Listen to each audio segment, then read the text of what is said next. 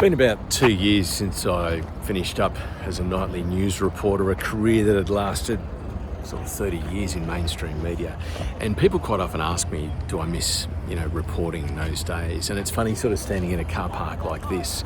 Sometimes I get it driving around the city where I covered so many stories over the years, and I kind of reflect on, how much of my time I spent waiting. Like hours of days would be spent waiting outside court for somebody to walk out so we could interview them.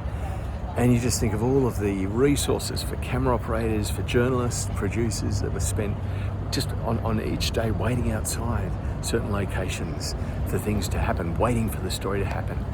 And it wasn't only day-to-day things that you'd be waiting for, but it would be longer term stories that you might wait months or years, waiting for developments in court, waiting for things to change, just waiting for people to be comfortable and ready to tell their story. So coming to car parks like this is really interesting because, it reminds me, I'd quite often just be sitting in the car, and it might be that you were waiting for the producers to decide which story they wanted you to cover, and you might sit and spend half an hour or an hour just kind of going, are we doing this or that? And this is a Saturday morning right now, beautiful Saturday morning in Sydney, and loving the feeling of the warm sun on the back of my neck as we sort of head into winter. Still that time where the mornings are really cold, but by midday it's quite warm. Beautiful time of year. And I just love reflecting on all of this because I remember so well that sense of what is the actual story going to be, and not knowing and debating, is it actually worth it? And sure, there might be a horrible event that's happened that's really in the public interest, and other times there's just a story in the paper that's kind of mildly interesting. It might have even been a few days old, and it's a quiet news day, so why don't you go and do this story? Friends, this is not what is the case. The news stories that you're so used to seeing on TV, that's not how you need to think about your story. Your story is so much more interesting, and this is where I want to show you where I am right now, down at Kirribilli, and with this beautiful setting behind me. And I've brought you down here because the stories are around you all the time, and every single person on the planet believes they don't have a story that's worth sharing. What they're doing today, right now, we just don't think it's that interesting. That was my experience in speaking with people about their stories as a news reporter, and it's now what I see consistently as a coach. My work should speak for itself. That's what's of real value and interest for people, is consistently what I hear.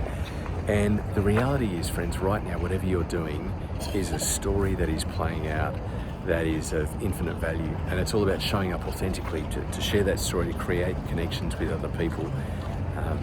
And typically we see this for how they can show up to amplify their impact as leaders.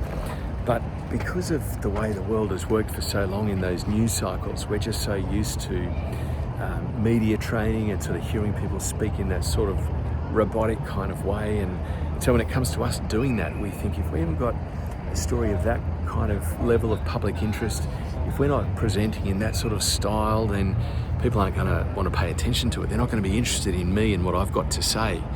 And this is where I love sharing as a media training storyteller coach with people, that the value of your story is so much greater than you actually know.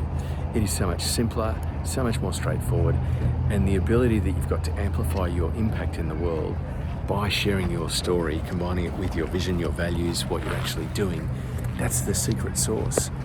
That is how you can so effectively, and typically we're thinking about it on social media platforms. That's the obvious point to be thinking about, how to tell compelling stories on this platform. But it's the same for internal comms. Within an organisation, how does the CEO set corporate culture?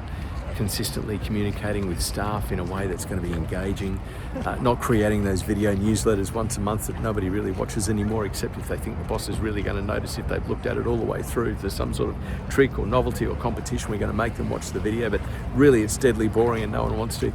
Friends, the leadership of your organisation, they should be visible thoroughly right through the organisation consistently, and not just because it's the monthly newsletter, but just because there's something of note, there's been a key development, or we want to address a part of culture that if we just tweak it subtly now but consistently, showing up consistently. We've got that capacity to speak into the corporate culture very effectively as and when it's needed, and to use the power of story to do that. Friends, it's all about not just looking at the boring car park and waiting for the story to happen, but realizing that the story is happening around you all the time. Get the focus right, look in the right direction and go, I can bring my story, what is actually happening for me today, and use that to amplify the messaging, really create strong connections with the audience.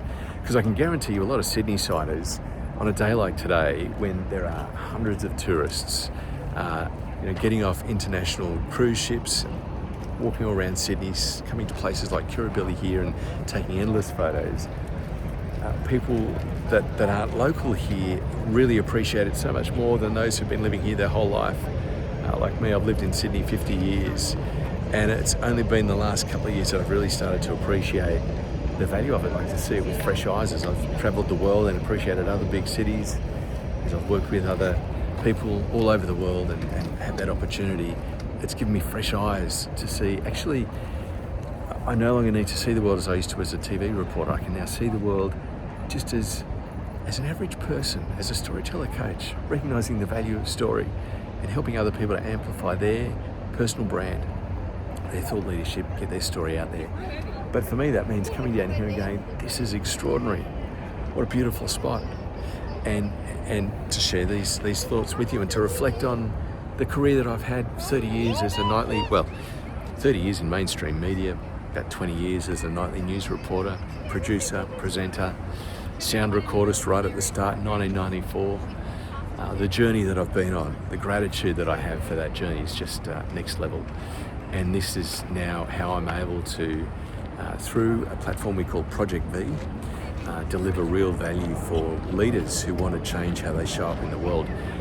In another video we talk about why it's called Project V, and in a nutshell it's basically because it took me 5 years to find my authentic voice, a real comfortable voice to share with people. And what I took 5 years to do, and the multitude of opportunities that were thrown my way, all the different ways that people tried to help me to show up authentically, in the end it was actually a very straightforward process. So have a look for that video where I talk about it. It wasn't the media training, it wasn't the voice coaching, it wasn't about focusing on how I deliver my sentences, how I structure them, how I write them, how I present them. In fact, quite the opposite. I love that story, the relationship aspect of it all that just really changed how I was able to show up authentically in the world. It is just so rewarding to let people see the value of their own story. Friends, if you're still sitting there thinking that your story is just not worth sharing, quite likely following on from that, you'll decide to stay quiet for a bit longer. And sure, the reason might well just be because, we're not quite ready, the strategy's not in place, or we haven't got the budget for it, or other things are more of a priority. You just don't realize how much of your life and work will be made easier through authentic communicating. And when you can do it just with your smartphone, the cost basis here is just negligible. It is almost zero. And so it's just about having the mindset of a storyteller so that you've got the capacity to show up authentically as and when it's relevant and most timely. I'm really, as I'm slowing down now and just enjoying more of this view and these thoughts that I'm sharing with you, it's just brilliant to be sitting here and sharing these thoughts. If you want to keep this conversation going, please do reach out. LinkedIn's a great space that I'm at frequently. Love to keep the conversation going with you. Love to hear what are the things holding you back from sharing your story. And sometimes it is about cost. Other times the limits are really ones that are self-imposed. And if we're honest about it, they're things that really don't need to be holding us back.